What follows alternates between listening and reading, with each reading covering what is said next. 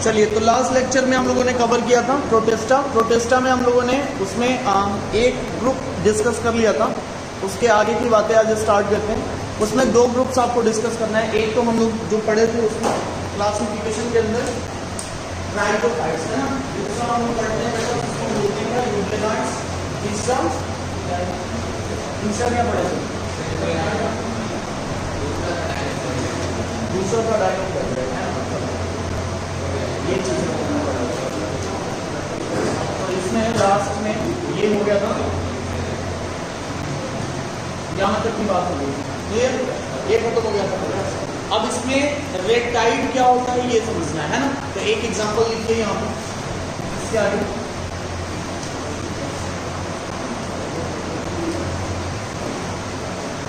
Example जो यहाँ पे मेंशन किया जाता है उसका नाम है गोनेलेक्स।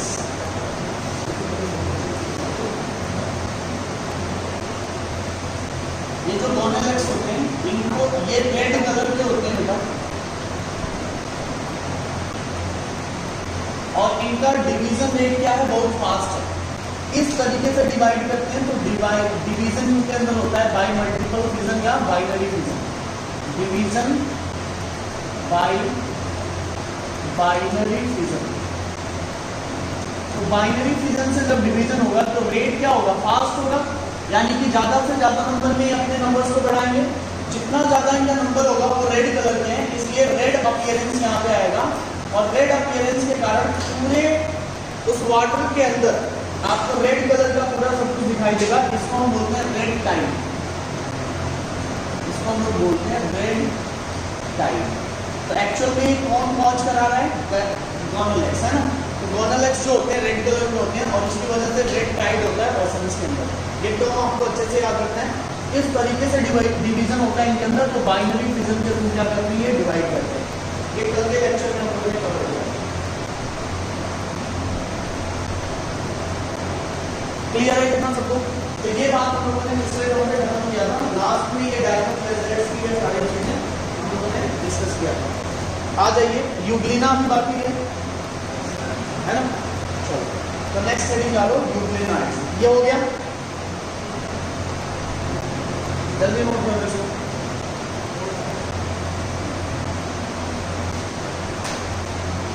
हो गया एकदम।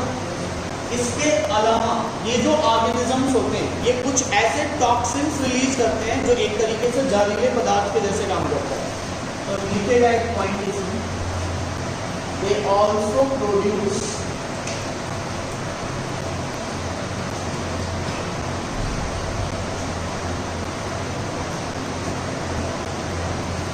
Toxic component.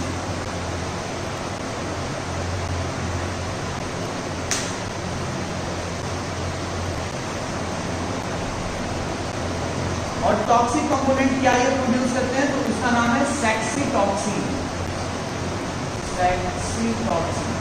सेक्सीटॉक्सिन क्या होते हैं, ये एक तरीके का केमिकल है जो आपको क्या करेगा, इसकी वजह से जो फिशेज होती है वहां पे उनकी मौत हो जाती है। तो किलिंग ऑफ फिश, वहां पे जो भी फिशेज होंगी वो क्या होंगी, मरेंगी। और इन फिश को अगर आप खाते हो बेटा, अगर ऐसी मछलियों को आप खाते हो तो आपके अंदर भी पैरालिसिस होने के चांसेस बढ़ जाएंगे, है ना। तो इट ऑल्सो causes पैरालिसिस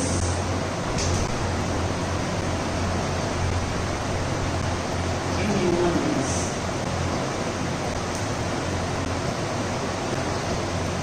याद रखिएगा, अगर ऐसी मछली आप खाते हैं तो पैरालिसिस होने के चांसेस बढ़ जाते हैं यहाँ पे, क्योंकि वहां पे जो प्रोडक्ट निकलता है सेक्सीटॉक्सिन, ये क्या है, एक तरीके का जहरीला पदार्थ है। इसको खा करके मछलियां मरेंगी, मछलियों को खा के आप मरोगे। तो इसलिए शाकाहारी बनो। जन जन में ये संदेश है ना, शाकाहारी रहिए, शाकाहारी जीवन बनाइए। KFC की तरफ ज्यादा ध्यान मत दीजिए, है ना। KFC में पता नहीं किस किस की टंगरी उसमें मसाला लगाकर दे देते हैं, पता ही नहीं चलता। ध्यान से, है ना। चलो, तो ये हो गया आपका दूसरा, जिसको हम क्या बोलते हैं, डायकोफ्लेजेलेट्स। अब तीसरे नंबर पे आता है जिसको बोलते हैं यूग्लेनाइड्स। यूग्लेनाइड्स भी बड़ा इंपॉर्टेंट है, इसका स्ट्रक्चर और सारी चीजें ध्यान से समझिएगा। ये ग्रुप्स हम डिस्कस करने जा रहे हैं। हेडिंग आएगा न्यूक्लियोनाइड्स। एक हेडिंग डालिए, तीसरे नंबर पे हम डिस्कस करने जा रहे हैं न्यूक्लियोनाइड्स।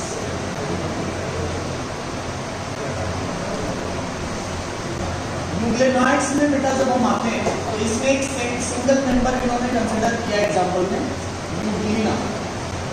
एक सिंगल मेंबर है यहाँ पे यूग्लिना। सबसे पहले जैसे कि हम बात करते हैं वैसे स्टार्ट करेंगे इसमें। सबसे पहले बात आपकी है इसके हैबिटेट की, तो पहले बात करते हैं हैबिटेट। हैबिटेट अगर इसकी बात करेंगे यार तो ये मोस्टली कहाँ पे पाया जाएगा, फ्रेश वाटर, है ना। तो mostly found in fresh water, mostly found in fresh water. ये आपको फ्रेश वाटर में मिलता है। दूसरा याद रखना है, ये तो हो गया पहली बात कि ये फ्रेश वाटर में मिलते हैं। सेकेंड पॉइंट इसका स्ट्रक्चर ऑफ सेल, यानी कि सेकेंड हेडिंग क्या डालेंगे, स्ट्रक्चर ऑफ सेल। सेल का स्ट्रक्चर कैसा होता है ये समझना है आपको, समझना थोड़ा ध्यान से। अगर इसको डायग्रामेटिक अगर हम रिप्रेजेंट करें तो ये कैसा दिखेगा, ध्यान से देखना है इसको, है ना। अगर आप इसको ड्रॉ करते हैं यूग्लिना तो यूग्लिना का स्ट्रक्चर कैसे बनता है ध्यान से समझिएगा। ये पूरी इसकी बॉडी में आपको बता रहा हूँ, ये बीच में ऐसा बाइफर्केशन होता है।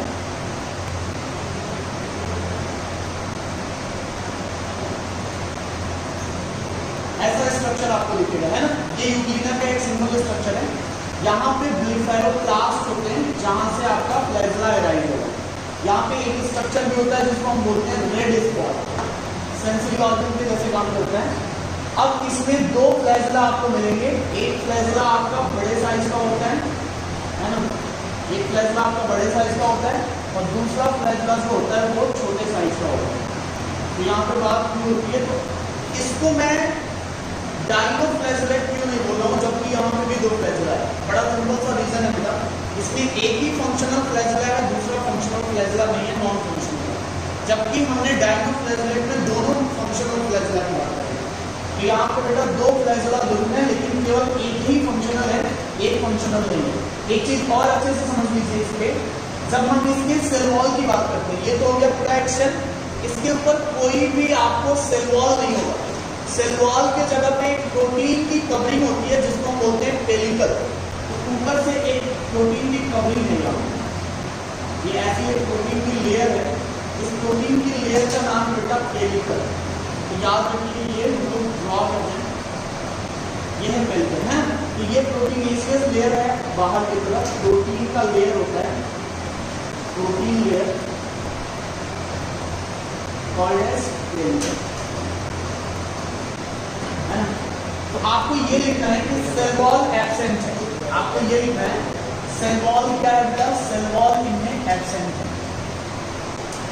सेल वॉल एब्सेंट है। और इसके जगह पे एक लेयर है, प्रोटीन रिच लेयर है जिसको हम बोलते हैं pellicle. Instead of cell wall, instead of cell wall of protein rich layer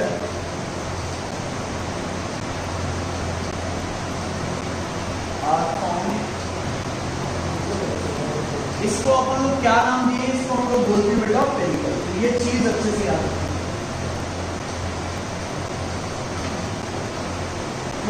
अब इसका थोड़ा सा नेम समझो, इसमें आपको क्या क्या मिलता है वो ध्यान से देखते रहो। इसमें आपको एक न्यूक्लियस मिल जाएगा बढ़िया से, एक प्रॉपर वेल डिफाइंड न्यूक्लियस आपको मिल जाएगा। ये न्यूक्लियस है, इसका ये न्यूक्लियस है। इसके अलावा इसका खुद का साइटोप्लाज्म वगैरह होगा, तो ये इसका खुद का साइटोप्लाज्म हम लोग ड्रॉ कर देते हैं।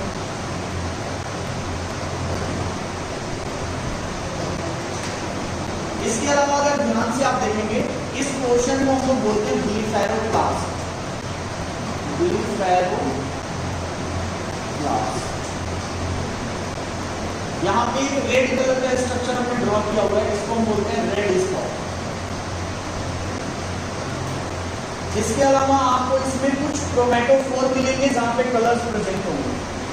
तो यहाँ पे कुछ आपको ऐसे क्रोमैटोफोर मिलेंगे जहाँ पे आपको कलर्स प्रेजेंट होंगे और इनकी वजह से पिगमेंटेशन की वजह से ये ऑटोट्रॉपिक होंगे, ठीक है। इसके अलावा बड़ा सा आपको इसमें क्या नजर आएगा, एक बड़ा सा स्ट्रक्चर नजर आता है जिसको हम लोग जनरली क्या बोलते हैं, जिसको हम लोग जनरली कॉन्ट्रैक्टाइल वैक्यूल बोलते हैं। इसमें आपको कॉन्ट्रैक्टाइल वैक्यूल मिलती है। और कॉन्ट्रैक्टाइल वैक्यूल का क्या काम होता है? कॉन्ट्रैक्टाइल वैक्यूल का काम होता है कि वो पर्टिकुलर ऑस्मो रेगुलेशन कराता है। ऑस्मो रेगुलेशन कराने का मतलब ये हो गया कि maintenance of water and ions in the body. तो ये जो मैंने ड्रॉ किया हुआ है इसको हम बोलते हैं बेटा, इसको हम नाम देते हैं कॉन्ट्रैक्टाइल वैक्यूल।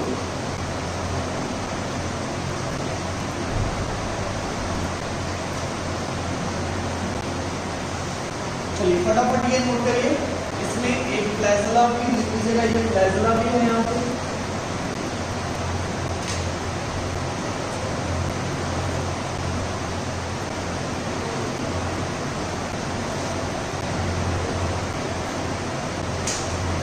बाकी इसके आजू बाजू में ये आपको पिगमेंट्स नजर आ रहे हैं।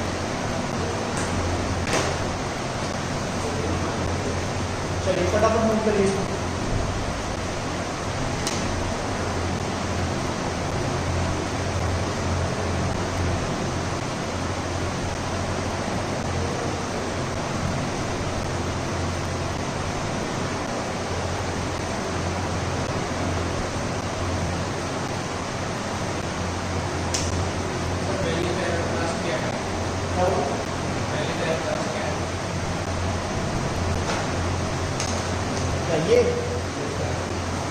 ये फेरोप्लास्ट, ये फेरोप्लास्ट वो जगह है जहां से फ्लैजेला अराइज होता है।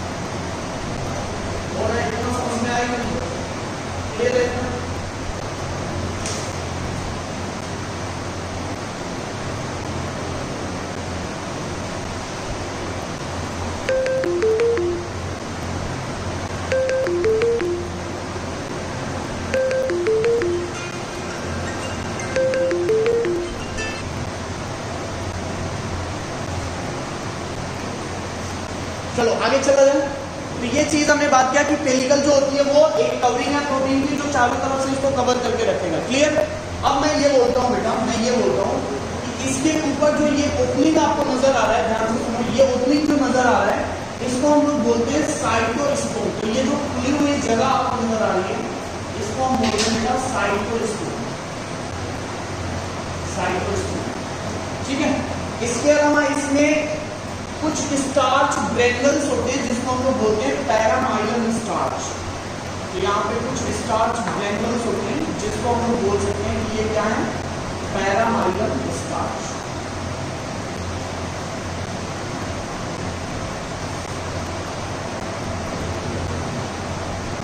ये चीज हो गई पूरी इसके स्ट्रक्चर से। तो हमने दो तीन चीजें खत्म किया यहाँ पे। पहला चीज मैंने ये खत्म किया कि सेल वॉल एक्सचेंज है। सेल वॉल के जगह पे एक लेयर होती है प्रोटीन की जिसको हम लोग बोलते हैं क्या, पेलिकल। क्लियर? अब इधर आ जाइए, इसमें क्या क्या नोट करना है आपको। यहाँ पे फिर बात आती है किसकी, फ्लैजेला की। जो सीक्वेंस आप फॉलो कर रहे थे वही फॉलो करना है। फिर हम बात कर रहे थे इसका फ्लैजेला।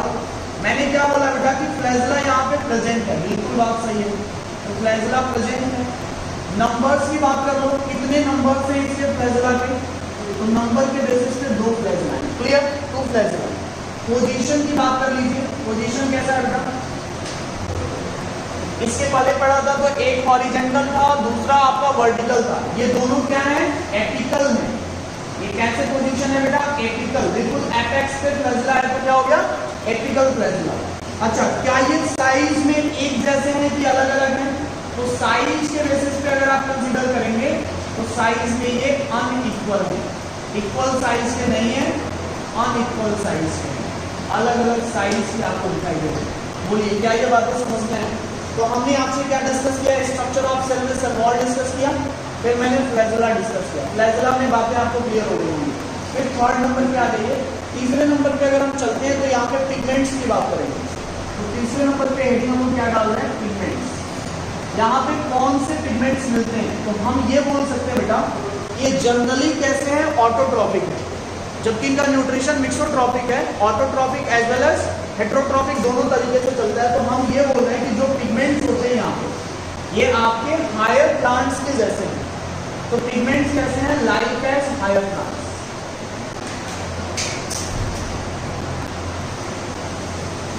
और हायर प्लांट्स में पिगमेंट्स कौन से होते हैं, आपका क्वेश्चन हो सकता है क्लोरोफिल ए, क्लोरोफिल बी। याद रखिएगा क्लोरोफिल ए जो होता है ये यूनिवर्सल पिगमेंट है, मतलब सभी में पाया जाएगा। तो आप अभी जितना भी आपने ग्रुप पढ़ा है उसमें आप चेक कर सकते हैं क्लोरोफिल ए हर जगह पे है लेकिन बी हर जगह पे नहीं है।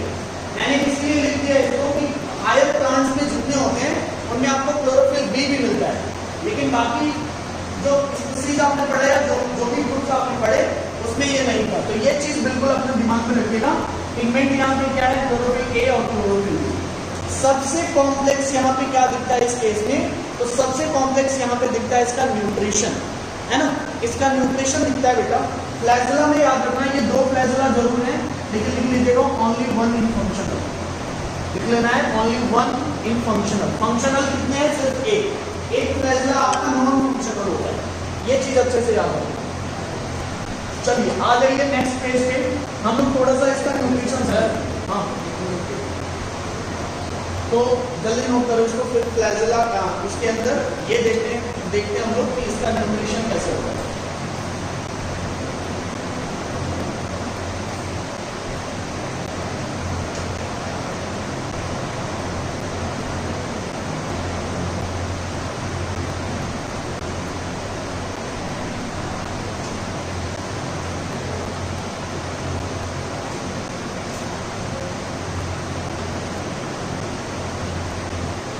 चलो यहीं पे बगल में हम कर दे रहे हैं, इसको थोड़ा सा छोटा कर दे, ठीक है ना।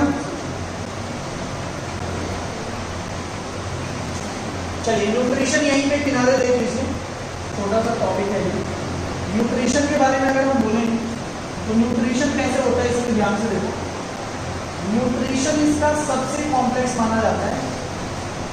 न्यूट्रिशन जो ये ग्रुप्स होते हैं इनमें कैसा होता है, मिक्सोट्रॉपिक। मिक्सोट्रॉपिक इसलिए बोला जाता है क्योंकि इसमें मिक्स टाइप ऑफ न्यूट्रिशन देखने को मिलेगा। मिक्स टाइप ऑफ न्यूट्रिशन मतलब अगर लाइट होता है तो ये प्लांट्स के जैसे काम करते हैं, और अगर लाइट नहीं होता है तो एनिमल्स के जैसे काम करते हैं। तो इसके अंदर जो न्यूट्रिशन होता है याद रखिएगा, ये न्यूट्रिशन कैसा है, मिक्सोट्रॉपिक। मतलब अगर लाइट प्रेजेंट है, अगर बेटा लाइट प्रेजेंट है, अगर लाइट प्रेजेंट होगा या लाइट एब्सेंट होगा, अगर मान लीजिए लाइट प्रेजेंट है, लाइट प्रॉपर है, तो लाइट के प्रेजेंस में ये जो न्यूट्रिशन फॉलो करता है इसको हम लोग बोलते हैं बेटा ऑटोट्रॉपिक न्यूट्रिशन। ऑटोट्रॉपिक यानी कि ये प्लांट के जैसे नेचर शो करता है। जब भी लाइट होगा तो वहां पे क्या करेगा, ये ऑटोट्रॉपिक करेगा, अपना खाना खुद बनाएगा, तो ये प्लांट बिहेवियर में चला गया। अगर लाइट नहीं है तो ये हेट्रोट्रॉपिक के जैसे काम करेगा, है ना।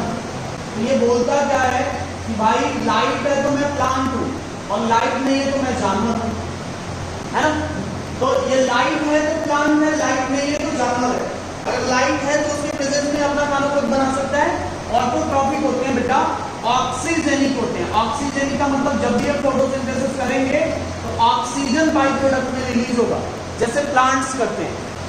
और यहाँ पे हेट्रोट्रॉपिक में ये पैरासिटिक की भूमिका में कभी कभी आता है, या फिर आप इनगल्फ करने में इसके लिए यूज कर सकते हो।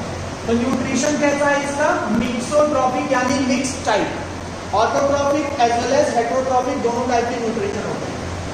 ये जो नेचर होता है, ध्यान से समझना पड़ता है, ये जो नेचर होता है इसका न्यूट्रिशन दो टाइप का, इसी के बेसिस पे इस ऑर्गेनिज्म को हम लोग कनेक्टिंग लिंक मानते हैं। यूग्लिना को मैं क्या बोलता हूँ, connecting link between plant and animal. यानी कि इसके अंदर प्लांट्स के भी कैरेक्टर हैं और एनिमल्स के भी कैरेक्टर हैं। प्लांट्स के कैरेक्टर क्या है, कि ये ऑटोट्रॉफिक न्यूट्रिशन शो कर रहा है। एनिमल्स के कैरेक्टर क्या है, फ्लैजेला प्रेजेंट है बेटा, और फ्लैजेला प्रेजेंट है तो ये मूवमेंट कर रहा है। तो ये जनरली एनिमल्स के कैरेक्टर हो गए कि कोई एनिमल एक जगह से दूसरी जगह जा सकता है, तो ये एनिमल कैरेक्टर्स हो गया। इसीलिए आपसे कभी कभी पूछता है connecting link between plant and animal, तो आपका जवाब होना चाहिए यूग्लिना। तो इसको लिख लीजिएगा, यूग्लिना को अपन लोग क्या बोलते हैं, it is the connecting link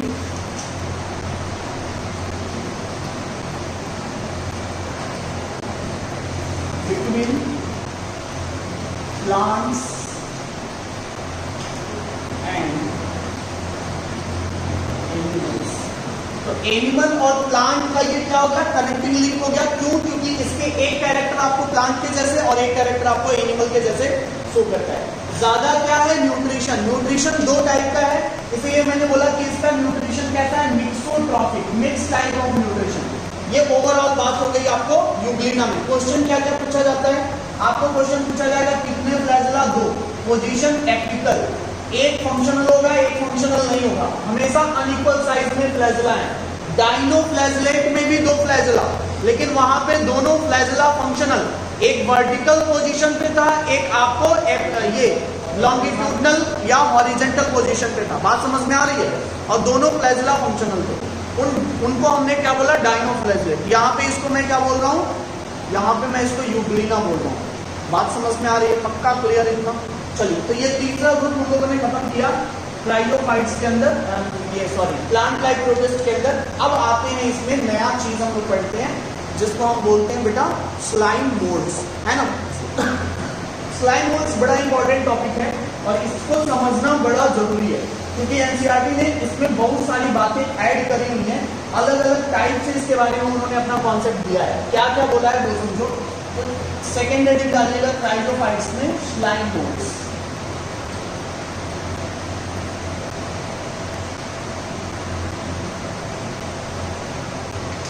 जब भी ये टर्म मोल्ड्स आता है, मोल्ड्स का मतलब होता है ऐसे ऑर्गेनिज्म जो फंगस के जैसे हो या खुद फंगस, है ना। तो मोल्ड्स टर्म बेसिकली फंगस के लिए यूज होता है। तो हम ये लिख सकते हैं बेटा कि slime moulds fungus like protist. Slime moulds क्या है, फंगस लाइक प्रोटिस्ट।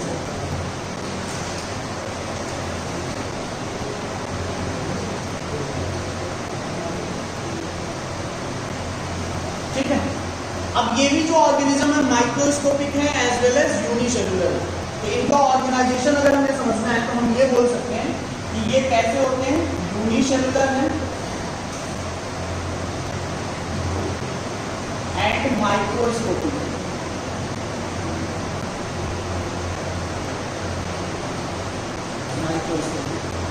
थोड़ा ध्यान से समझना। अब एनसीईआरटी की लाइन सुनो क्या उन्होंने बोला ये जो स्लाइम मोल्ड्स होते हैं इनकी जो ग्रोथ होती है वो अलग अलग बातों पे डिपेंड करती है। अलग अलग बातों पे डिपेंड करती है मतलब कोई ऐसा लीफ होगा जिस लीफ को क्या करेंगे, वो खाएंगे और खाने के बाद अपने कॉलोनी को वो धीरे धीरे ग्रो करके बढ़ाना स्टार्ट करेंगे। ये जो ग्रोथ होता है बेटा वो बेसिकली एक बॉडीज के थ्रू होता है जिसको हम लोग बोलते हैं फ्रूटिंग बॉडीज।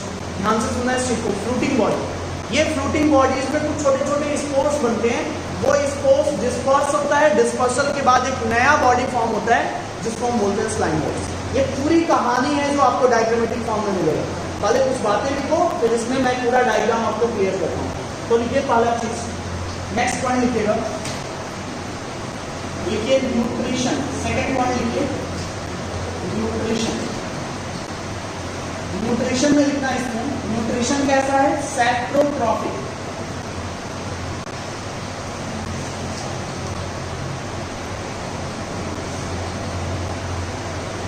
सैप्रोट्रॉफिक। और ये किस तरीके का न्यूट्रिशन शो करते हैं बेटा, एब्जॉर्प्टिव मोड ऑफ न्यूट्रिशन। यहां पर लिख लीजिएगा एब्जॉर्प्टिव मोड ऑफ न्यूट्रिशन। ये क्वेश्चन आता है दिमाग में कि ये एब्जॉर्प्टिव मोड ऑफ न्यूट्रिशन क्या होता है। तो हमने आपको बड़ा क्लियरली ये बताया था पहले ही क्लास में कि ऐसा न्यूट्रिशन जो एंजाइम के हेल्प से हो, ऐसा न्यूट्रिशन जो एंजाइम के हेल्प से हो, मतलब कोई भी ऑर्गेनिज्म एंजाइम उस पर गिराएगा और धीरे धीरे उसको पूरा एब्जॉर्ब कर जाएगा। ऐसा अगर न्यूट्रिशन आपको दिखता है तो ऐसे न्यूट्रिशन को हम लोग बोलते हैं एब्जॉर्प्टिव मोड ऑफ न्यूट्रिशन। ये बिल्कुल अच्छे से याद रखिए। सेकेंड चीज इसमें क्या होता है, मल्टी न्यूक्लिएट कंडीशन होंगे, एक बॉडी है, एक ही आपको स्ट्रक्चर नजर आएगा।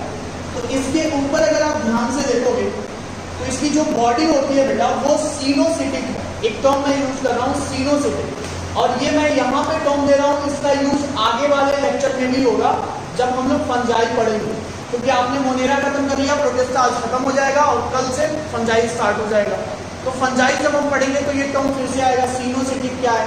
सीनोसिटिक मल्टी न्यूक्लिएट कंडीशन यहाँ पे फॉर्म होता है। सीनोसिटिक का मतलब जहां पे कोई डिवीजन नहीं है या कोई सेप्टा नहीं है ना, तो ऐसे कंडीशन के लिए हम टर्म यूज करते हैं सीनोसिटिक, और जहां पे एक से ज्यादा न्यूक्लियस होता है। तो यहाँ पे बॉडी कैसी है बेटा इसकी? Coenocytic and multi nucleate condition.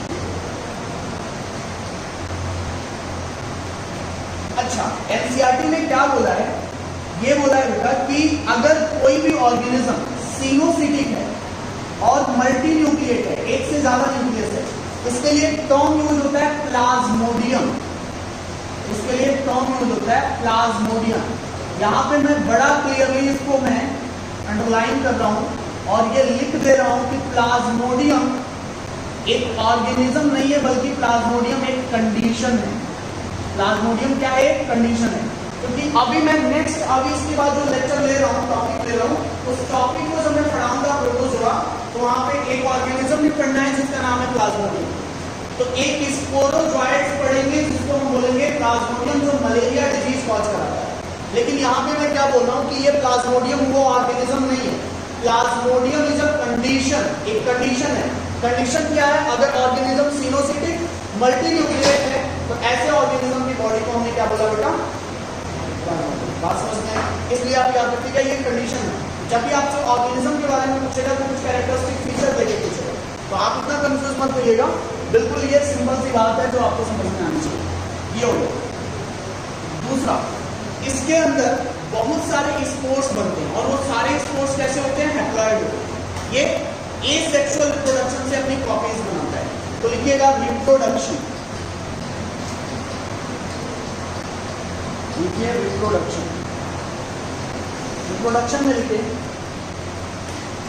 By asexual method, by asexual method with the help of spore formation, with the help of spore formation, spore formation।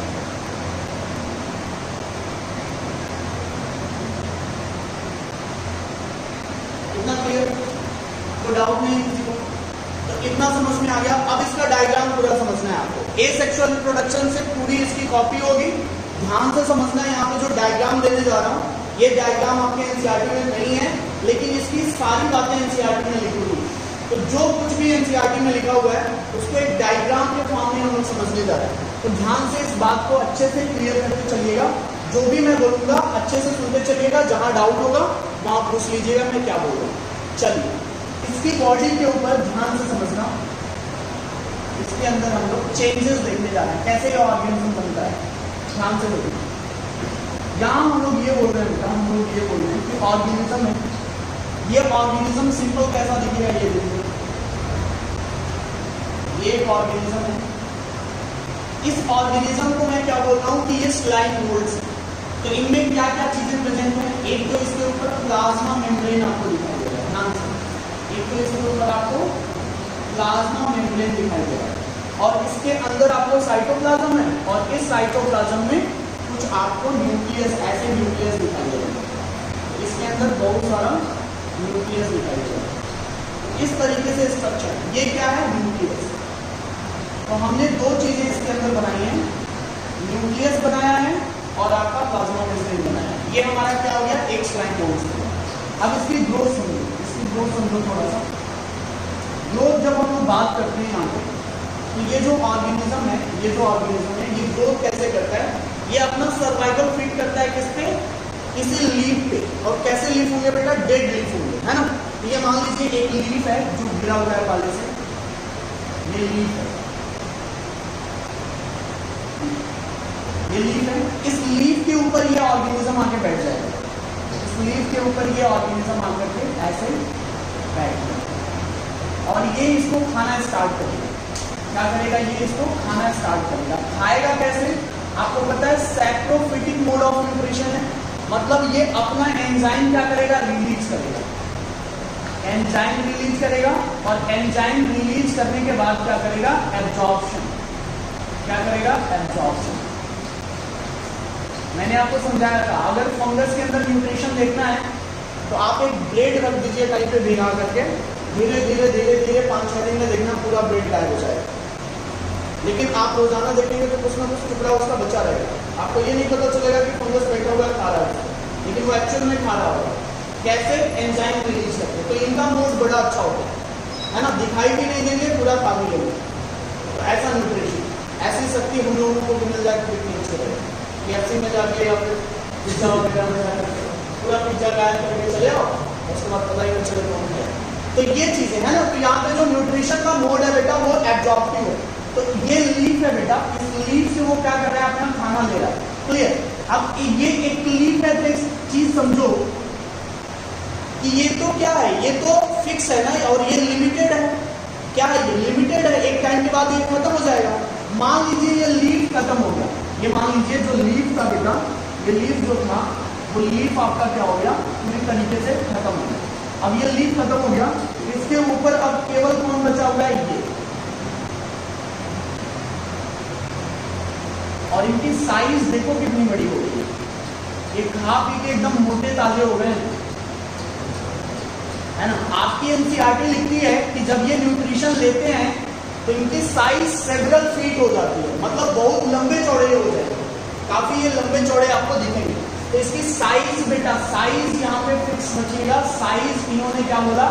Several feet, several feet है ना, काफी बड़े आपको दिखेंगे। अब क्या होता है जब ये बड़े हो जाते हैं और न्यूट्रिशन इनका खत्म हो गया, अब कुछ है नहीं खाने को, तो ये क्या करते हैं? ये धीरे धीरे अपने स्ट्रक्चर को कन्वर्ट करना स्टार्ट करेंगे। और कन्वर्ट करके कैसे बना देते हैं? एक पूरा एक बॉडी, इलॉन्गेटेड बॉडी में कन्वर्ट होना ये स्टार्ट करते हैं। और इस तरीके से कुछ बॉडीज इनकी बन जाती है ऐसे, ध्यान से समझना, ये कुछ ऐसे बॉडीज में कन्वर्ट होने स्टार्ट होते हैं, इस तरीके से कन्वर्ट होने स्टार्ट होते हैं, इस तरीके से कन्वर्ट होने स्टार्ट होते हैं। तो ये पूरा जो बॉडी है वो इस तरीके के फॉर्म में क्या हो गया? कन्वर्ट हो गया। ये जो आपको गोल गोल ऊपर नजर आ रहा है, इस गोल गोल स्ट्रक्चर को हम लोग बोलते हैं बेटा फ्रूटिंग बॉडीज। ये आपको जो ऐसा नजर आ रहा है, इस पूरे स्ट्रक्चर को हम क्या बोलते हैं? Fruiting bodies.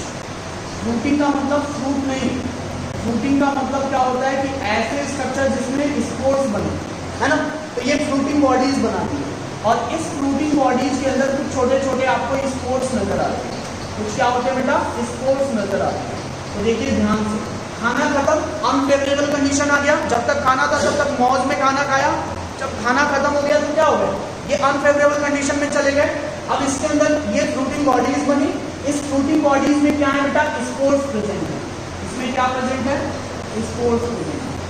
आफ्टर दैट ये क्या होंगे? रप्चर हो जाएगा। ये जो आपको फ्रूटिंग बॉडीज दिखाई दे रही है, ये फ्रूटिंग बॉडीज क्या हो जाएंगे? फट जाएंगे, रप्चर हो जाएगा। और रप्चर होने के बाद सारे स्पोर्स क्या होंगे? बाहर रिलीज हो जाएंगे। तो जितने स्पोर्स हैं वो स्पोर्स क्या हो गए? बाहर रिलीज हो गए। ये सारे के सारे क्या हो गए? स्पोर्स हो गए। तो इसको हम लोग क्या बोलते हैं? ये आपके स्पोर्स हो गए। स्पोर्स क्या हो गए? बाहर रिलीज हो गए। और एक पॉइंट लिखा हुआ है एनसीईआरटी में, ये जो स्पोर्स बाहर निकलते हैं इनके ऊपर एक प्रॉपर सेल की कवरिंग होती है, जिसको हम लोग ट्रू सेल बोलते हैं। तो इसके ऊपर एक लेयर बन जाता है, इन सब के ऊपर एक प्रॉपर ऐसी कोटिंग हो जाती है बेटा, जिसको हम लोग ट्रू सेल बोलते हैं। ये इन स्पोर्स के ऊपर एक प्रॉपर कवरिंग हो गया, जिसको आप क्या बोलते हो? कि ये ट्रू सेल है। इतना बात समझ में आ रहा है? एक बार और सुन लीजिए, हुआ क्या एक्चुअल में? ये स्लाइम मोड्स था। स्लाइम मोड्स की लाइफ साइकिल कैसे चलती है? न्यूट्रिशन के थ्रू। न्यूट्रिशन कैसे लेता है? एब्जॉर्प्शन के थ्रू। कैसे? एंजाइम रिलीज करके। एंजाइम रिलीज करेगा, वहां से लीफ खत्म, इसकी साइज बेटा काफी बड़ी हो जाएगी। जब फूड खत्म मतलब एबनॉर्मल कंडीशन आ गया, इस एबनॉर्मल कंडीशन में ये कुछ स्ट्रक्चर फॉर्म करते हैं जिसको फ्रूटिंग बॉडीज बोले जाता है। इस फ्रूटिंग बॉडीज में कुछ हैप्लॉइड स्पोर्स बनते हैं। आफ्टर दैट ये फ्रूटिंग बॉडीज रप्चर करेगा। रप्चर होने के बाद ये स्पोर्स बाहर रिलीज होंगे और यहाँ पे तो सेल का फॉर्मेशन होगा। अब इसकी आधी लाइफ साइकिल चलिए, आधी लाइफ साइकिल में क्या करेगा, ये कन्वर्ट करके फिर वैसी बॉडी बनाएगा। तो फटाफट इसको बनाइए, क्योंकि आधी लाइफ साइकिल फिर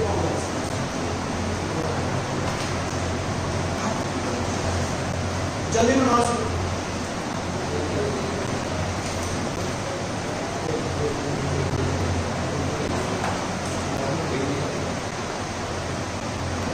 आप जब एनसीईआरटी चेक करेंगे तो ये डायग्राम आपको मिलेगा।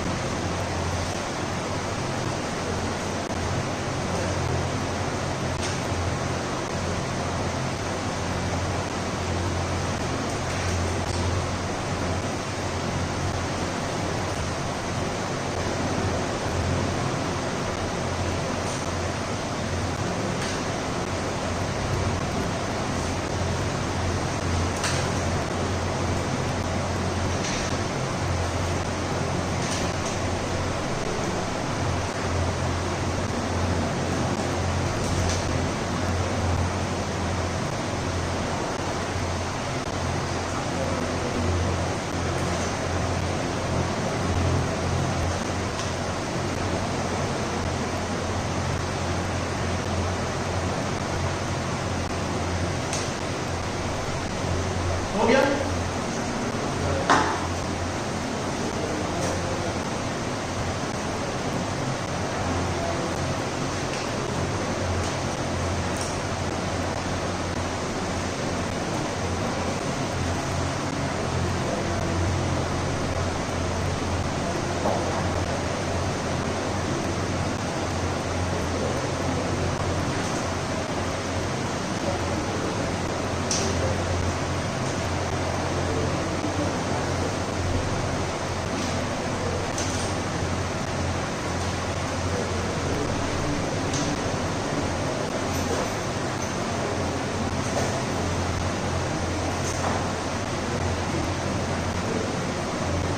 तो ध्यान से सुनो, तो ये स्पोर्ट्स बन गया है ना। ये स्पोर्ट्स कहाँ पे बनते हैं, tip of the shooting body, आपको सीधे दिखाई दे रहा है ऊपर की तरफ।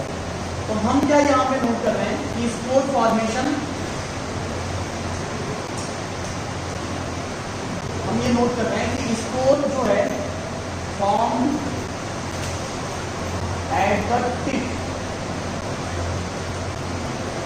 Of shooting bodies. ये चीज याद रखिएगा, ये कहाँ पे बनना है, शूटिंग बॉडीज के टिप पे बनना है ना। अब ये जो स्पोर्ट्स आपके सामने बने, इनका क्या रोल है, ये जो जो स्पोर्स होंगे बेटा, ये जो हमारे पास ट्रू सेल वाले स्पोर्स आ गए, ध्यान से देखना, ये जो ट्रू सेल्स वाले आपके पास स्पोर्स आए हुए हैं, इनके ऊपर एक बढ़िया सा बॉल है, ये बढ़िया सा बॉल है, और ये ऐसा आपको दिखाई देगा। एक्चुअल में क्या करेगा, ये एक गैमीट को फाइट के जैसे काम करता है, मतलब ये दो टाइप के गैमीट्स का प्रोडक्शन ये करेगा। एक आपका मेल गैमीट के जैसे काम करते हैं और दूसरा आपका फीमेल गैमीट के जैसे काम करते हैं। तो दो ऐसे गैमीट का फॉर्मेशन ये स्पोर्स आपको कन्वर्ट करके बना देगा।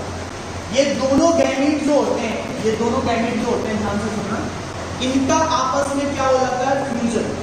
ये दोनों गैमीट्स क्या हो जाते हैं, इनका फ्यूजन हो जाता है, और फ्यूजन के बाद क्या होते हैं, ये फिर से कन्वर्ट हो करके फ्यूजन के बाद फिर से क्या बना देते हैं, प्लांट, ये स्लाइमोस। यानी कि सीधा सीधा बात क्या है, ये लाइफ साइकिल की कंडीशन है।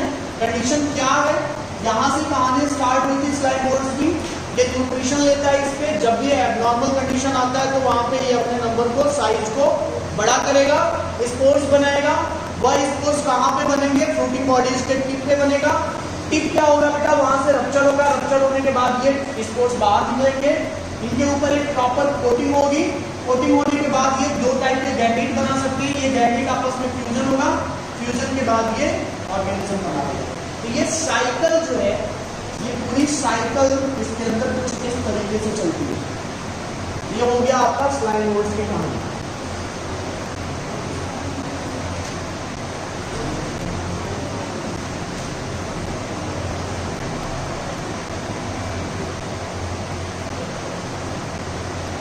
उसको लिख लेना, ये गैमीट्स, ये दोनों क्या हो गए, गैमीट। और गैमीट में ऑलवेज हैप्लॉइड, गैमीट जो भी होते हैं वो कैसे होते हैं, हैप्लॉइड होते हैं।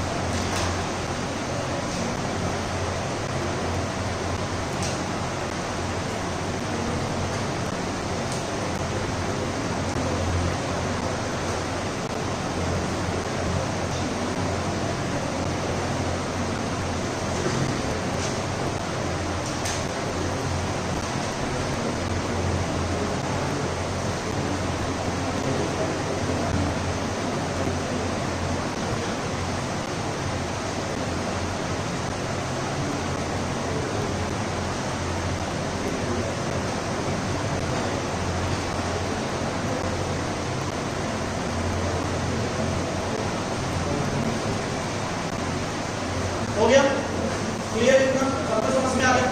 तो ये हम लोग खत्म करिए स्लाइमोस। इसके बाद हमें जो पढ़ना है वो नेक्स्ट हेडिंग डालिएगा, लास्ट टॉपिक इसका हम लोग प्रोटिस्टा का पढ़ने जा रहे हैं, जिसको हम बोलते हैं बेटा क्या, प्रोटोजोआ, है ना। तो 3 मेंबर हमने पढ़ा था, प्लांट लाइक प्रोटिस्ट खत्म हो गया, एनिमल लाइक प्रोटिस्ट स्टार्ट होने जा रहा है, और ये फंगस लाइक प्रोटिस्ट हम लोगों ने खत्म किया। तो अब इसमें नेक्स्ट हेडिंग ऐड करिए, नेक्स्ट हेडिंग को स्टार्ट हम लोग कर रहे हैं।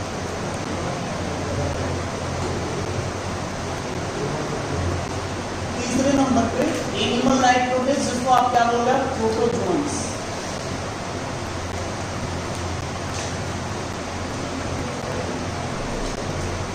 ठीक है, तो इसको हम लोग ब्रैकेट में लिख रहे हैं कि protozoans is a animal like protist.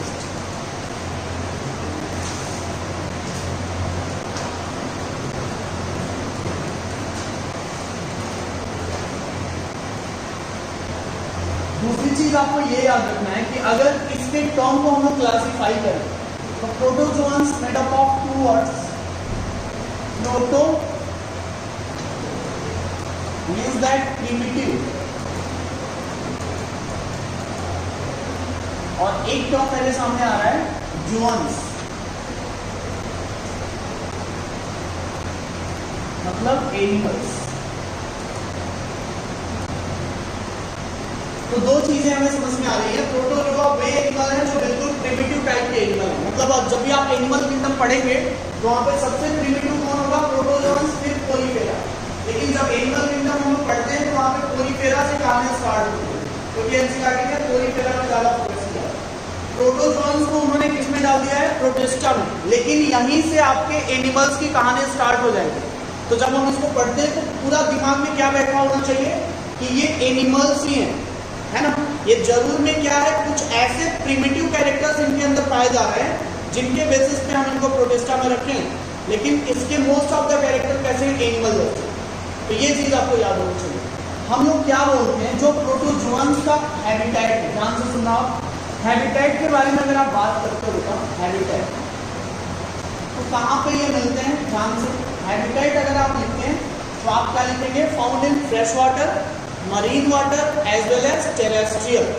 तो आपको खारे पानी में, साफ पानी में और जमीन पे मतलब ऐसे सूखे जगह पे नहीं, मॉइस्ट सॉइल, जो गीली मिट्टी होती है उसमें ये ज्यादा मिलते हैं। तो हम लोग लिख सकते हैं यहाँ पे फाउंड इन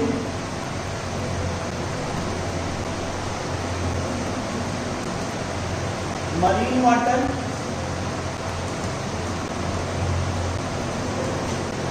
तो लिखेगा fresh water and terrestrial terrestrial में हम ब्रैकेट में क्या लिख रहे हैं? मॉइस्ट सॉइल, गीली मिट्टी। ये चीज हमने लिखा है। तो ये हो गया पहला पॉइंट, हैबिटेट। दूसरा, इसके जनरल फीचर्स में आ जाइए। यहाँ पे जो ऑर्गेनिजम्स हैं, पूरे ऑर्गेनिजम्स, इनका जो न्यूट्रिशन होता है वो कैसा होगा? हेट्रोट्रॉफिक। इसमें कोई ऐसा मेंबर नहीं होगा जो ऑटोट्रॉफिक है। तो सभी का न्यूट्रिशन कैसा होगा? हेट्रोट्रॉफिक।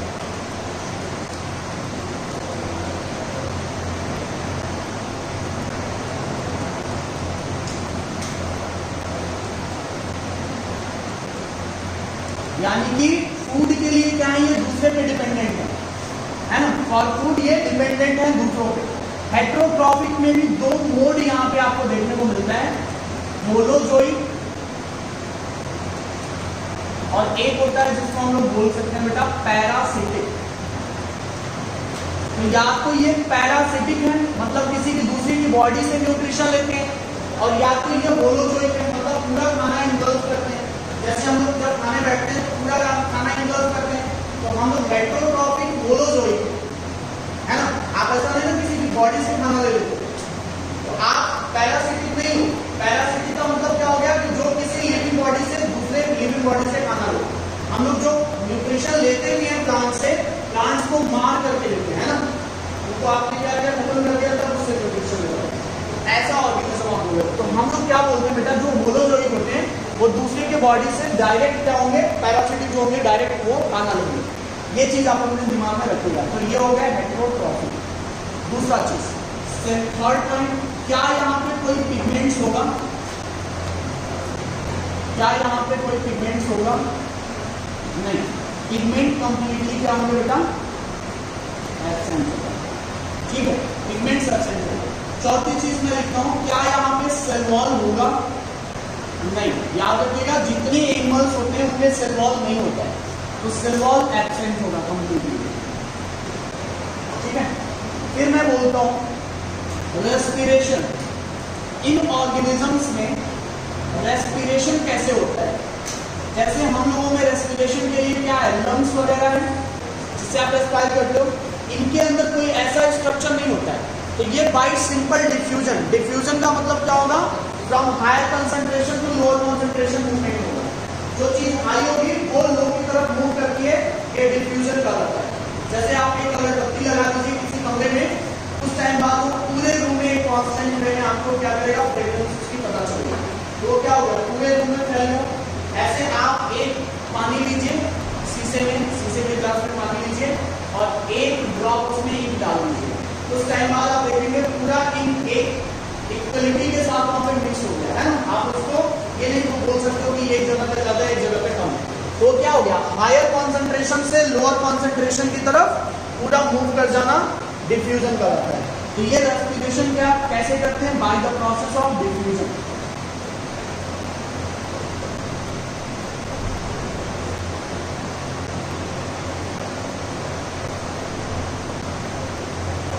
ये चीज मैंने पढ़ा।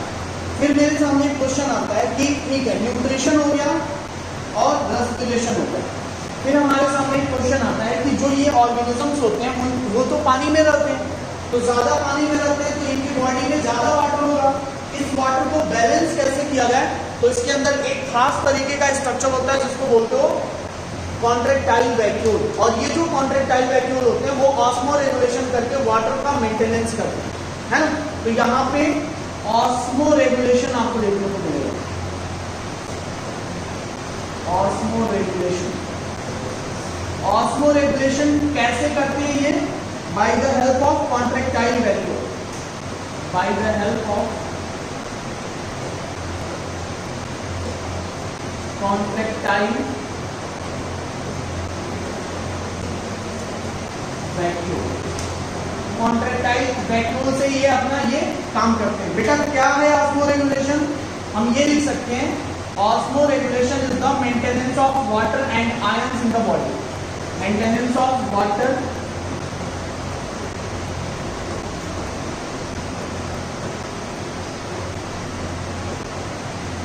And ions in the body. तो बॉडी के अंदर वाटर और आयंस का मेंटेनेंस करना ही क्या कहलाता है, ऑस्मो रेगुलेशन कहलाता है। ये चीज आप अच्छे से याद रखिएगा। दूसरी चीज इसमें डाइजेशन की बात करो, डाइजेशन कैसा होता है, एक्स्ट्रा सेलुलर या इंट्रा सेलुलर, तो हम बोलेंगे इंट्रा सेलुलर डाइजेशन यहाँ पे देखने को मिलता है। तो नेक्स्ट इसमें एक टर्म आता है डाइजेशन। इन ऑर्गेनिजम्स में जो प्रोटोजोन्स होते हैं उनमें डाइजेशन कैसा होगा बेटा, इंट्रासेलुलर, इंट्रासेलुलर, ठीक है, इंट्रासेलुलर डाइजेशन होगा।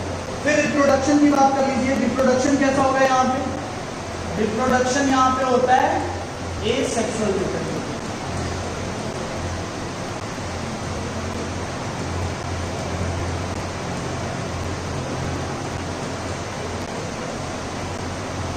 ये जनरल बातें थी जो आपको प्रोटोजोआ में मैंने बताया, कुछ उसके जनरल कैरेक्टर्स जो आपने देखा है। तो जनरल कैरेक्टर्स में हम लोग सारी बातें कर चुके हैं कि उनका हैबिटेट क्या है, न्यूट्रिशन क्या है, पिगमेंट्स होगा कि नहीं होगा, सर्वाइवल है कि नहीं है, रेस्पिरेशन कैसे करते हैं, ऑस्मो रेगुलेशन क्या है, रिप्रोडक्शन क्या और डाइजेशन कैसे होता है। ये ओवरऑल बातें हम लोगों ने प्रोटोजोन्स में करा। एक और चीज जो बड़ा इंपॉर्टेंट है वो छूट गया था, वो ये चीज आपको याद रखनी है, प्रोटोजोन्स की जो बॉडी होती है बेटा, याद रखना इस चीज को, जो इनकी बॉडी होती है ये आपकी प्रोटोप्लाज्मिक बॉडी है, मतलब उनके ऊपर कोई प्रॉपर ऐसा सेलुलर ग्रेड ऑफ ऑर्गेनाइजेशन नहीं है। जैसे हम बात करेंगे पोरीफेरा की, तो पोरीफेरा की बॉडी में केवल सेल्स हैं और वो सेल्स क्या है, इकट्ठे वे में प्रेजेंट है, लेकिन वो मल्टी सेलुलर नहीं है। तो आपको क्या समझ में आ रहा है, जैसे ऐसा समझो हम क्या बोल रहे हैं कि अगर मान लो ये बॉडी है, इसमें डिफरेंट टाइप के सेल्स हो सकते हैं, ये डिफरेंट टाइप के क्या हो गए, सेल्स हो गए। मान लो ऐसे एक सेल्स हो गए, तो ये क्या है, ये बॉडी मैंने बोला ये सेलुलर बॉडी है। सेलुलर मतलब सेल्स की बनी हुई। पोरीफेरा के जो मेंबर्स हम पढ़ेंगे उनकी बॉडी ऑर्गेनाइजेशन क्या है, सेलुलर। सिलेंड्रेका जब पढ़ोगे तो आप बोलोगे टिश्यू ग्रेड लेवल है, टिश्यूज है वहां पे। सेल्स क्या हो गए, आपस में कंबाइंड होकर के टिश्यूज बना दिए। जब हम उसके आगे आएंगे नाइजीरिया, प्लेटियलियम, तो वहां पे ऑर्गन लेवल पे बात होगी। तो टिश्यूज आगे चल करके क्या बना दिए, ऑर्गन बना दिए। और जब हम लोग हायर एनिमल्स में आते हैं तो वहां पे ऑर्गन सिस्टम मिलता है, जैसे ऑक्टोपोडा की बॉडी हो गई, एनालिडा की बॉडी हो गई, या अपनी बात कर लो आपकी बॉडी की ऑर्गन सिस्टम, आपकी बॉडी सेलुलर तो है नहीं।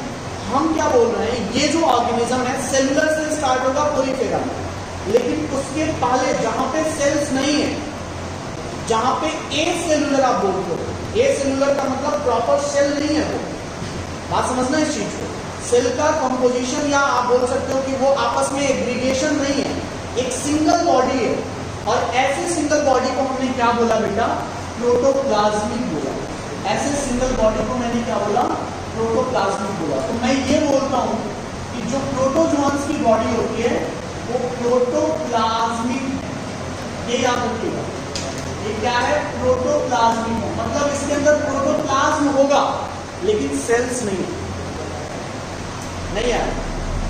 बॉडी में आपको साइटोप्लाज्म मिलेगा, सब कुछ मिलेगा, लेकिन जैसे हम क्या, हमारी बॉडी में बहुत सारे सेल्स हैं, ऐसे इनकी बॉडी में बहुत सारे सेल्स नहीं होंगे, एक ही सेल होगा और उसमें केवल प्लाज्मा होगा।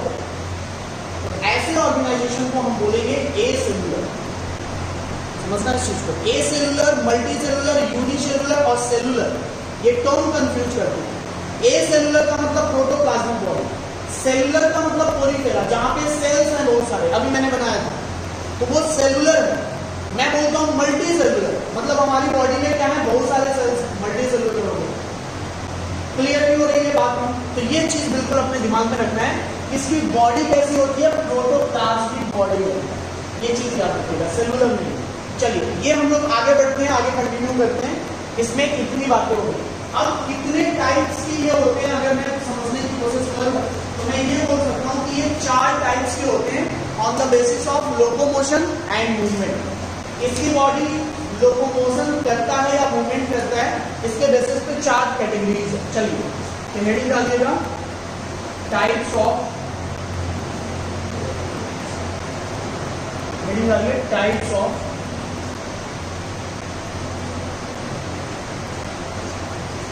प्रोटोजोअल्स।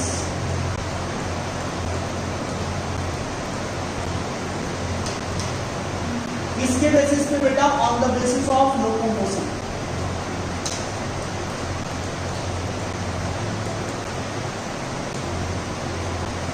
तो लोकोमोशन के बेसिस पे हमें ये 4 टाइप्स में कैटेगराइज होते हुए दिखते हैं।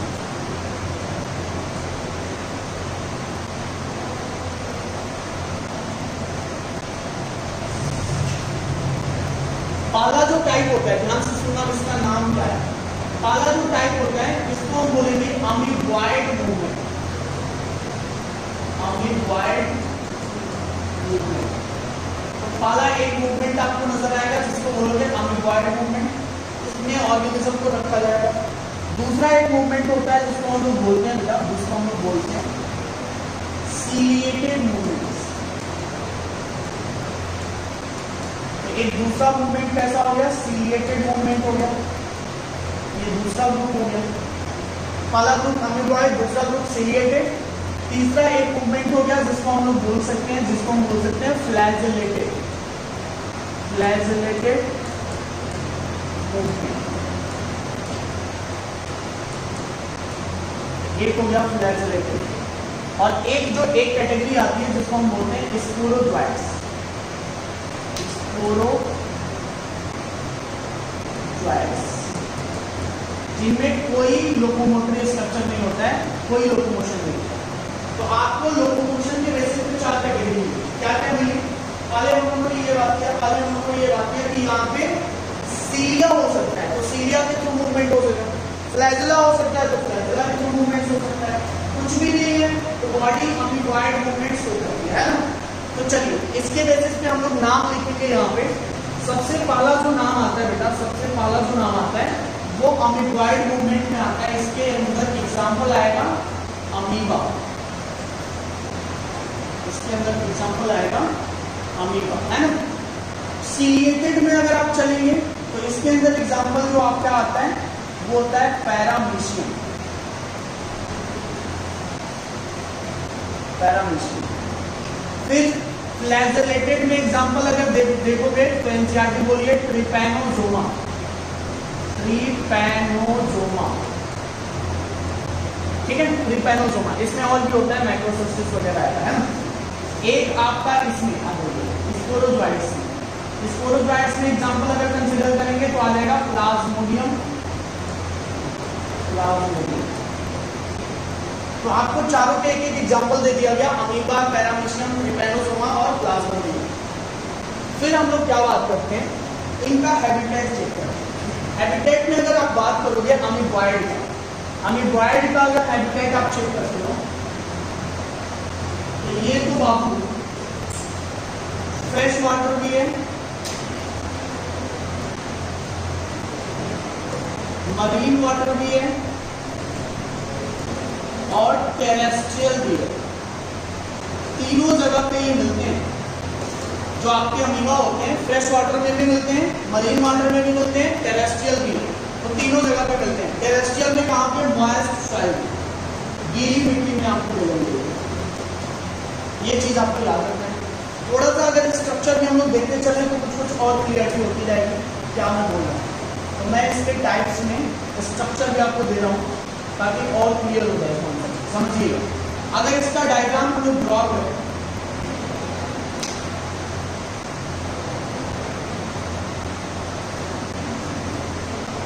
ये आपको ऐसे दिखेगा।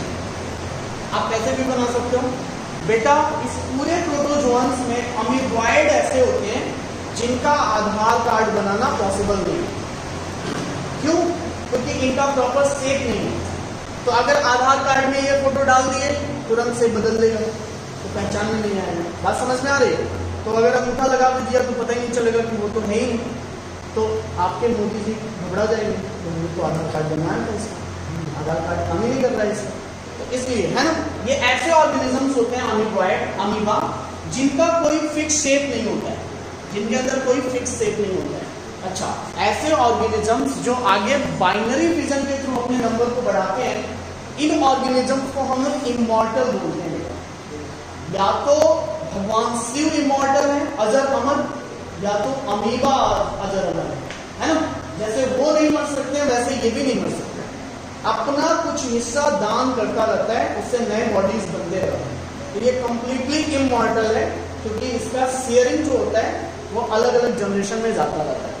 तो ये चीज आपको बिल्कुल अच्छे से याद रखना है। ये अमीबा की बॉडी है, ये इसका प्रॉपर एक न्यूक्लियस है बेटा, इसके अंदर कॉन्ट्रैक्टाइल वैक्यूल्स होते हैं। तो ये कॉन्ट्रैक्टाइल वैक्यूल्स होते हैं, कोई प्रॉपर सेल वगैरह आपको नहीं नजर आएगा और पूरी बॉडी में इसके साइटोप्लाज्म भरा होगा। अब ध्यान से समझना कुछ बातें इसमें। मैं ये बोल रहा हूँ कि ये क्या है, तो ये न्यूक्लियस है,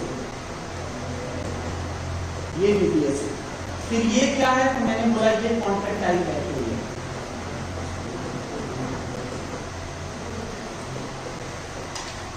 ठीक है। अच्छा, ये जो आपको दिखाई दे रहा है इसको हम लोग बोलते हैं स्यूडोपोडिया।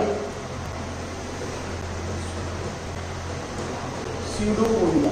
तो इसको जब भी कहीं खाना दिखता है तो ये स्यूडोपोडिया के थ्रू वहां पे पहुंच जाएगा और उस खाना को खा लेगा, है ना। तो ये जो स्यूडोपोडिया होता है इसको हम बोलते हैं फॉल्स फीड।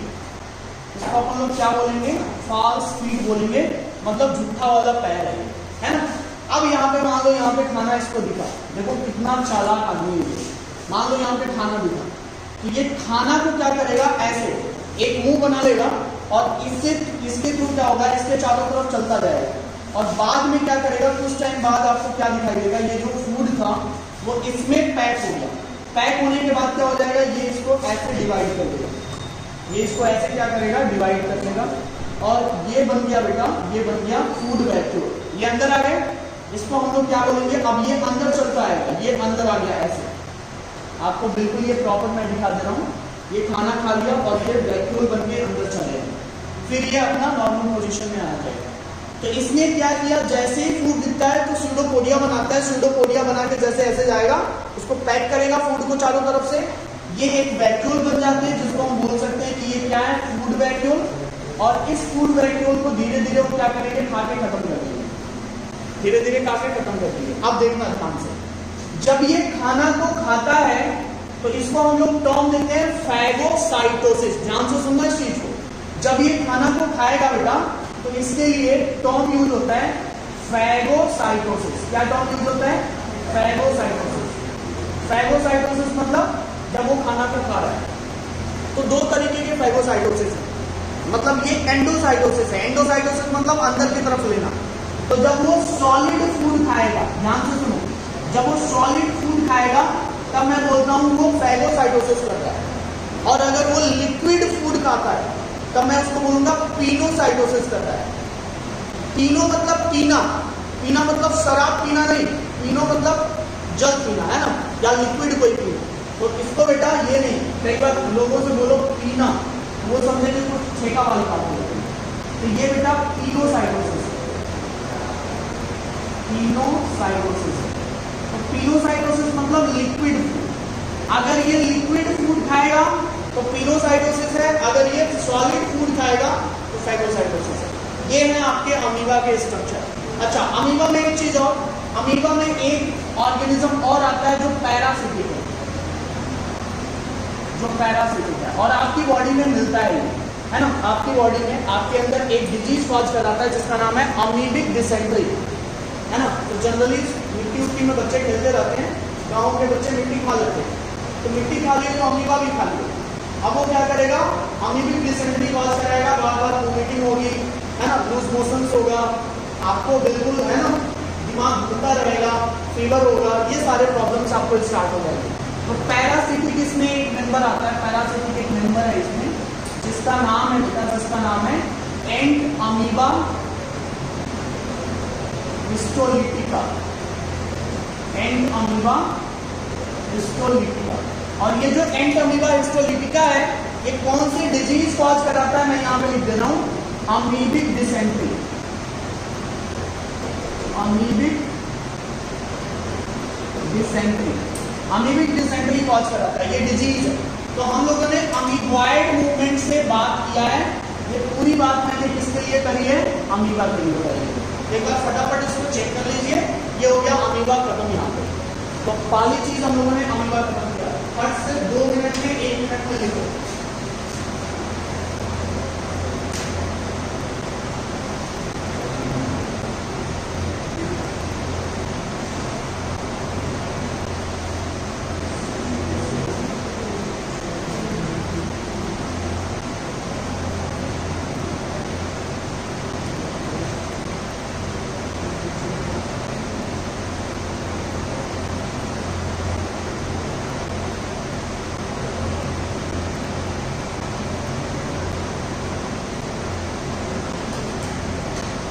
किसी को एनसीईआरटी की है, तुम्हारी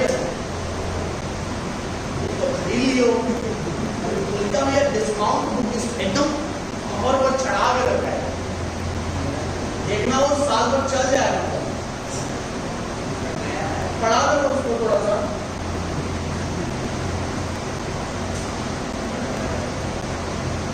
चलो इस बात की तस्वीर कम से कम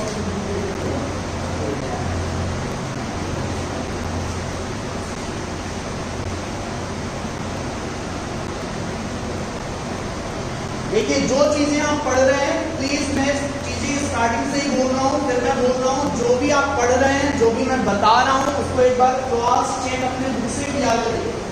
आपको कहीं एनसीईआरटी से ज्यादा तो नहीं बताया जा रहा है, या एनसीईआरटी से कम तो नहीं बताया जा रहा है, एनसीईआरटी आपको फॉलो करना है।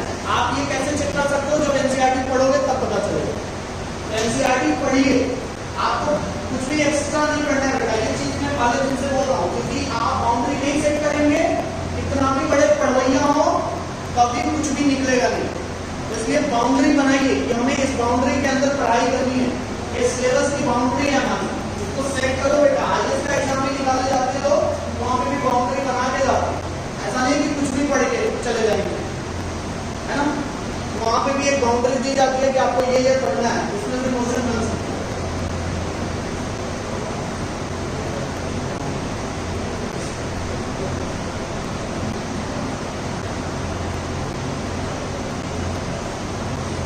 जल्दी करिए, इसको कर लीजिए, फिर पूछते जाइए, थोड़ा थोड़ा बातें इसमें करनी है, ज़्यादा डिटेल पढ़ना नहीं है, क्योंकि स्ट्रक्चर वाइज आपको कुछ पूछेगा।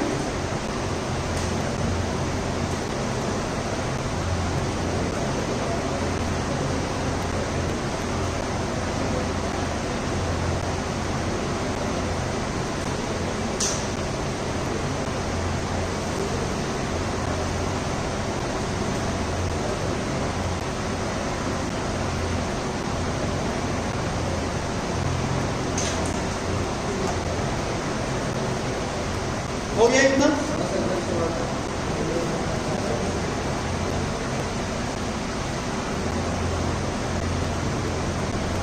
चलिए, इसके बाद सेकेंड हेडिंग डालिएगा इसमें, सीलिएटेड। सीलिएटेड में आ जाइए। सीलिएटेड में जहां पे हम बात कर रहे हैं बेटा, ध्यान से सुनो इसकी चीजें। सीलिएटेड में हम लोग क्या बोल रहे हैं, पैरामीशियम, है ना। जो पैरामीशियम होता है, ये जनरली आपका क्या है बेटा, जनरली ये आपके जो एनिमल्स होते हैं, इनको हम लोग स्लीपर एनिमल क्यूल बोलते हैं। स्लीपर मतलब चप्पल के जैसे ये दिखता है, आपको बिल्कुल ये आपको किसी प्लेटफॉर्म पे नहीं मिलेगा, फ्लिपकार्ट, स्नैपडील वगैरह पे, आपको मिंत्रा वगैरह पे नहीं मिलेगा। तो आप इसको कहाँ पे पाओगे? एक्वेटिक है, मतलब पानी के अंदर आपको मिलेंगे। तो also known as, first point लिखिएगा, also known as sleeper animal tube, इसको हम लोग स्लीपर एनिमल ट्यूब बोलते हैं। पैरामीशियम की बात हो रही है। दूसरी चीज में क्या बोल रहा हूं कि इसके अंदर जो न्यूक्लियस होता है, इनके अंदर जो न्यूक्लियस होता है वो न्यूक्लियस आपके दो होते हैं। इनके अंदर दो न्यूक्लियस होता है, एक मैक्रो न्यूक्लियस, एक मैक्रो न्यूक्लियस और एक माइक्रो न्यूक्लियस। तो याद रखना, यूग्लिना में दो फ्लैजेला, यहाँ पे दो न्यूक्लियस है, एक न्यूक्लियस आपका मैक्रो, दूसरा न्यूक्लियस आपका माइक्रो। ये लार्ज साइज न्यूक्लियस है, लार्ज साइज। और मैं ये बोलता हूं बेटा कि लार्ज साइज न्यूक्लियस यहाँ पे क्या है? फंक्शनल है। और जो आपका स्मॉल साइज न्यूक्लियस है ये आपका नॉन फंक्शनल है। आप ये लिख लीजिएगा, ये स्मॉल साइज है और ये नॉन फंक्शनल।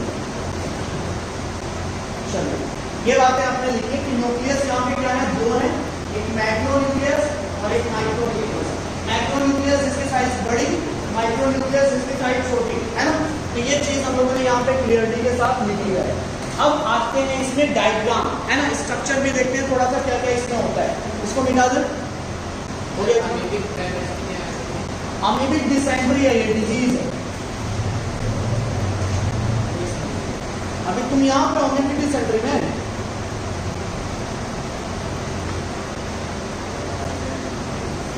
चलो ध्यान से सुनो, आगे बढ़ा जाए।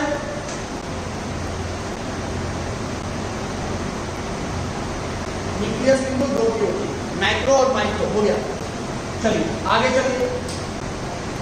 नेक्स्ट जो इसमें हम लोग स्टार्ट कर रहे हैं, स्ट्रक्चर, हेडिंग डालिएगा, स्ट्रक्चर ऑफ पैरामीशियम।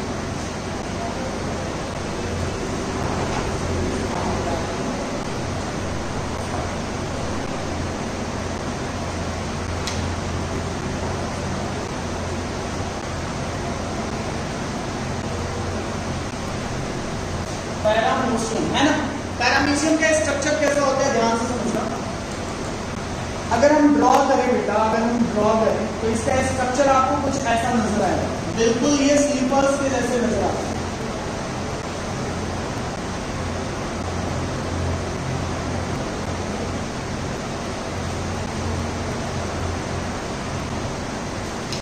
ऐसा है ना। तो दिस इज द बॉडी, ऐसे देखो।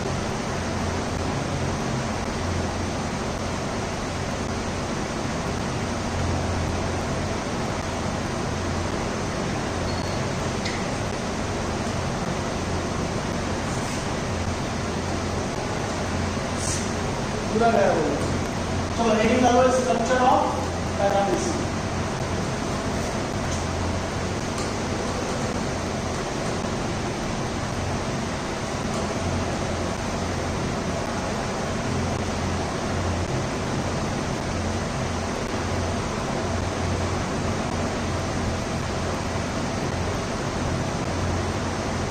ये बॉडी आपको कुछ इस तरीके से नजर आ गया। अब इसके ऊपर, पूरी बॉडी के ऊपर आपको क्या नजर आएगा? सीलिया नजर आएगा। पूरी बॉडी पे आपको क्या नजर आते हैं बेटा? सीलिया नजर आते हैं, है ना। और ये सीलिया के अंदर एक मूवमेंट होता है जिसको हम लोग बोलते हैं कोऑर्डिनेटेड मूवमेंट। मैंने आपको बोला था ना, बॉलीवुड वाला डांस देख लो और अपने शादी में डांस देख लो, दोनों में आपको फर्क समझ में आ जाएगा। शादी नहीं की हो तो दूसरे की शादी का डांस देख लो, है ना, तो वहां पे आपको समझ में आ जाएगा। या संगीत होता है घर में, उसमें का डांस देखो जो महिलाएं करती है ना, नागिन नागिन वाला, है ना। तो ऐसे डांस में आपको कोई भी, है ना, कोऑर्डिनेशन नहीं नजर आएगा। एक सपेरा बना हुआ है तो दूसरा नागिन बन के लोटा हुआ है, कोई एक दूसरे के साथ सिमिलरिटी नहीं है ना। सब पियक्कड़ टाइप के जो लोग होते हैं एकदम, है ना, टू मच वो, ये क्या बोलते हैं उसको, है ना, क्या बोलते हैं उसको, ये तंगड़ वाला जो डांस होता है ना, वो करते हैं। तो समझो यहाँ पर, तो ये सीलिया है बेटा, इसकी बॉडी पे क्या प्रेजेंट है, सीलिया। तो ध्यान से समझना, ये इसकी बॉडी है और ये इस पे क्या प्रेजेंट है, सीलिया प्रेजेंट। सीलिया क्या करेगा, कोऑर्डिनेटिंग मूवमेंट करता है। सीलिया क्या कराता है, कोऑर्डिनेटिंग मूवमेंट। मतलब एक सीलिया जिधर मुड़ेगा सारे सीलिया उधर मुड़ेंगे, तो ये चलेगा। ये देखो, इसको हम बोलते हैं ओरल ग्रूव। ध्यान से सुनना, ये ओरल ग्रूव नहीं है, ये जो आ रहा है इसको हम बोलते हैं गले, और ये जो नीचे की तरफ आ रहा है इसको हम बोलते हैं बेटा ओरल ग्रूव। तो ये ओरल ग्रूव। तो गलेट और ओरल ग्रूव, मतलब गलेट इज इक्विवेलेंट टू गला। गला का मतलब ये गला जिससे आप खाते हो, तो इसका भी ये क्या है, गलेट है। यहां से क्या करेगा, फूड इंटर करेगा। तो ये फूड जो होता है, फूड किसके हेल्प से खाता है, गले के हेल्प से। ये बेटा फूड है, तो ये फूड इंटर करता है इस गला से। ये चीज याद रखिए। इसके अंदर आपको साइटोप्लाज्म मिलेगा, प्रोटोप्लाज्मिक बॉडी है। बढ़िया सा 2 न्यूक्लियस आप बनाएंगे, एक आप बड़ा में न्यूक्लियस बनाएंगे और एक आपको छोटू सा न्यूक्लियस बनाएंगे। इसको मैं बोलूंगा मैक्रो न्यूक्लियस,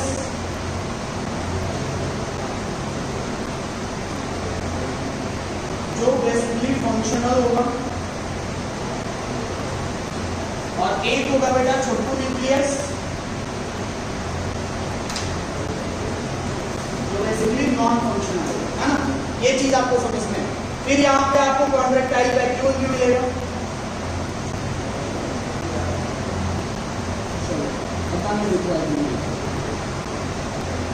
तो ये हो गया आपका कॉन्ट्रैक्टाइल वैक्यूल।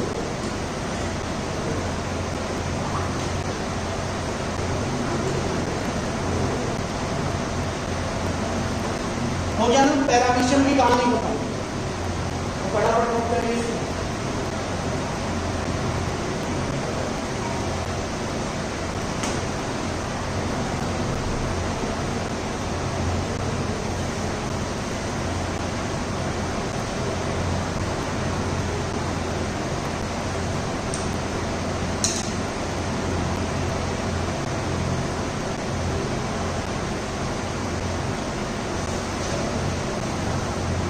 पैरामीशियम के बाद आता है सीलिएटेड प्रोटोजोन्स।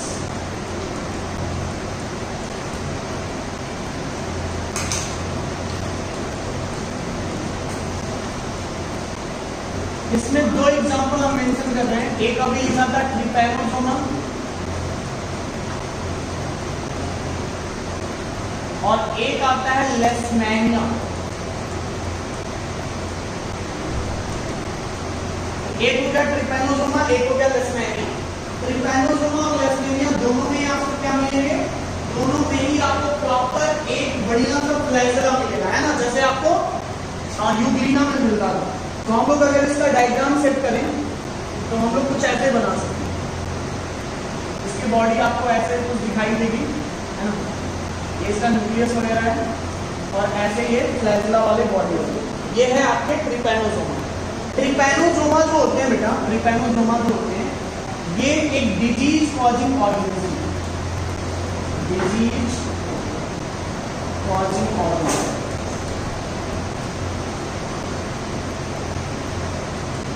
और एक्चुअल में ये डिजीज क्या कॉज कराते हैं, तो ये डिजीज कॉज कराते हैं ट्रिपैनोसोमा, जिसको हम बोलते हैं स्लीपिंग सिकनेस, है ना। तो ये जो आपके डिजीज कॉजिंग ऑर्गेनिज्म है ट्रिपैनोसोमा, ये क्या डिजीज कॉज कराते हैं, स्लीपिंग सिकनेस।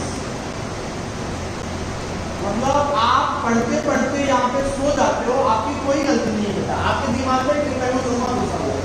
आप ऐसे सोचिए, आप कभी भी अपने को दोस्त मत समझिए, दोस्त मत देखिए, आप सीधे बोल दीजिए दिमाग में ट्रिपैनोसोमा है, उसमें नींद आ रही है, उसमें आपकी भी बेइज्जती नहीं है, और आपको माना जाएगा कि आप ज्ञानी पुरुष हो, तभी तो इतना जान रहे हो, है कि नहीं। तो ये डिजीज आपको क्या कॉज कराता है बेटा, स्लीपिंग सिकनेस। बाद में नींद आएगा पढ़ाई के समय। चलिए दूसरी चीज हम लोग क्या बोलते हैं, दूसरा एक है बेटा लेसमेनिया। लेसमेनिया, लेसमेनिया एक डिजीज कॉज कराता है जिसको बोलते हो काला अजार। ये एक डिजीज कॉज कराता है जिसको हम बोलते हैं काला अजार। काला अचार नहीं बेटा, काला अजार, है ना। तो ये हो गया आपका सीलिएटेड, जहां पे सीलिया है तो मूवमेंट किसके हेल्प से होगा, सीलिया के हेल्प से। बाकी इसमें कुछ पढ़ना ही नहीं है आपको, ये भी नहीं मिलेगा आपके एग्जाम में। तो इतना ही बस पढ़ना जिसमें सीलिएटेड है। आगे की सारी चीजें हम लोग डिस्कस करेंगे। नेक्स्ट हेडिंग डालो स्पोरोफाइट्स।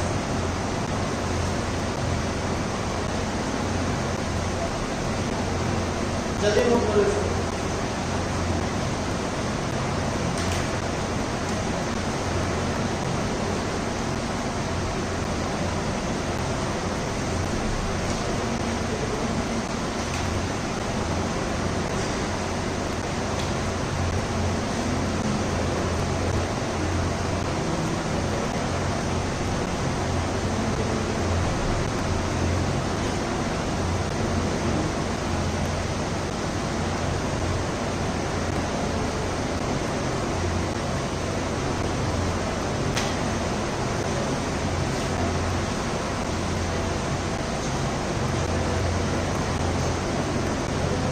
चलो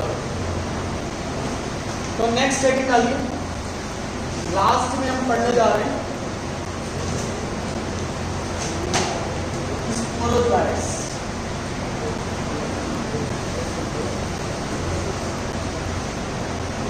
चौथा टाइप का प्रोटोजोआ क्या हो गया, स्पोरोफाइट्स। इसमें एग्जांपल क्या है, इसमें एग्जांपल है बेटा प्लाज्मोडियम। इसके अलावा एग्जांपल क्या है, माइक्रोसिस्टिस है बाकी। तो ये जो दोनों स्पोरोजोइट्स होते हैं या ऐसे स्पोरोजोइट्स होते हैं जहां पे कोई लोकोमोशन नहीं होता है, नो मूवमेंट, नो लोकोमोशन।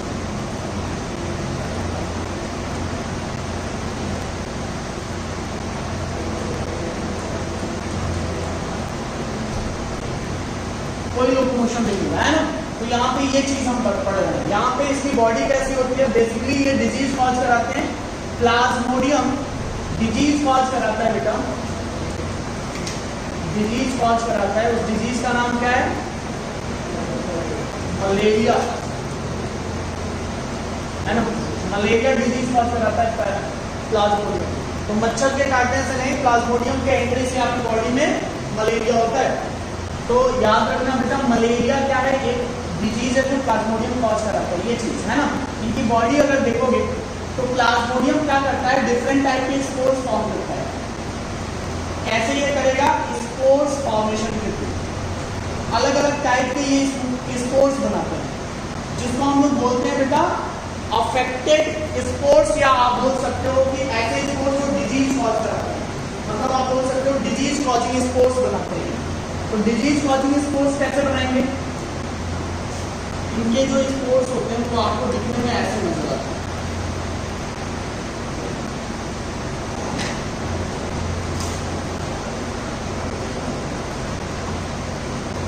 है ना।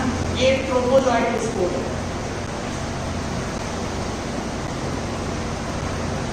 या ऐसे ये आपको पैथोजेनिक स्पोर,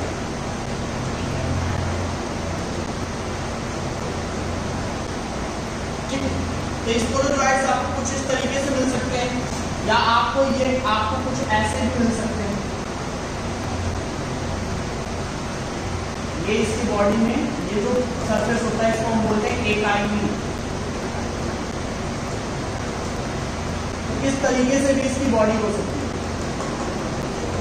है ना। तो स्पोर्ट्स जो होते हैं अलग अलग टाइप के स्पोर्ट्स हो सकते हैं, वो आगे हम लोग जब ह्यूमन हेड डिजीज पढ़ेंगे तब आपको पढ़ना है। तो बेसिकली कोई बातें यहाँ पे एनसीईआरटी इसके बारे में नहीं करती है और ना ही आपको डिटेल पढ़ना है। ये चीजें तो मैंने बस आपको समझने के लिए बता दिया है कि कैसे स्ट्रक्चर वगैरह होते हैं, आपको यहाँ पे डिटेल इसको कुछ करना ही नहीं। तो बस इतना सा याद रखना है कि आपको क्वेश्चन फ्रेम कहां से होगा, प्रोटिस्टा में क्राइजोफाइट, फिर आपको मैंने यूग्लिनाइट पढ़ाया डिटेल, फिर मैंने आपको डायनोफ्लैजेलेट पढ़ाया। ये तीन चीजें तो बड़े अच्छे से पढ़िएगा, क्वेश्चन बार बार जहां से फ्रेम होता है। दूसरा हम लोगों ने क्या पढ़ा, फंगस लाइक प्रोटिस्ट, वहां पे मैंने आपको प्लाज्मोडियम कंडीशन बताया और यहाँ पे मैंने प्लाज्मोडियम ऑर्गेनिज्म बताया। तो स्पोरोजोइट्स में प्लाज्मोडियम ऑर्गेनिज्म है, जबकि अगर मैं कंडीशन बोलता हूँ सिनोसिटिक मल्टीन्यूक्लिएट, तो ये कंडीशन प्लाज्मोडियम है। तो कंडीशन क्या है बेटा, जैसा सेल का स्ट्रक्चर होगा उस हिसाब से उसको कंडीशन माना गया है। और स्पोरोजोइट्स के अंदर जो ऑर्गेनिज्म है वो क्या है आपके, वो आपके हो गए आपके प्लाज्मोडियम। तो इन दोनों बातों को हम लोग अलग अलग तौर पे समझेंगे कि इन दोनों में क्या डिफरेंस है ना। ये आगे का मैटर है, जब आप 12th में पढ़ेंगे ह्यूमन डिजीज तो वहां पे आएगा। ये आपका खत्म हो गया। कल के लेक्चर में स्टार्ट होगा फंजाई। तो कल से क्लास में स्टार्ट होगी बेटा नया चैप्टर, नया टॉपिक फंजाई। मोनेरा खत्म हो गया, प्रोटिस्टा खत्म हो गया, कल से स्टार्ट करेंगे फंजाई। तो नेक्स्ट क्लास में हेडिंग डाल के रखिएगा फंजाई, ये हम करेंगे कंटिन्यू।